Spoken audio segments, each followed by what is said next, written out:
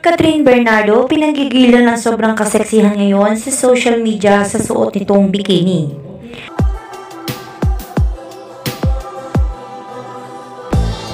Viral ngayon ang ilang larawan ni Catherine Bernardo na talaga namang nagpanganga sa maraming netizen at maging sa mga tagahanga nito.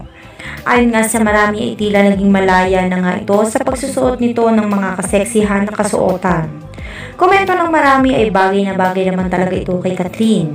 Napanganga naman si Daniel matapos niyang makita ang ilang larawan na ito ni Catherine na tila nagsisisi sa hiwalayan nila.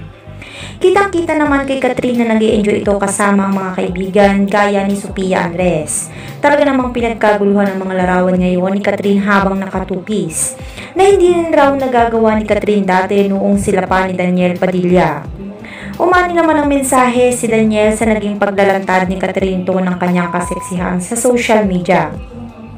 Komento ng netizen tila mas okay nga raw na wala na sila ni Daniel Padilla dahil nailalabas at naipakikita na ni Catherine ang tunay na siya sa social media.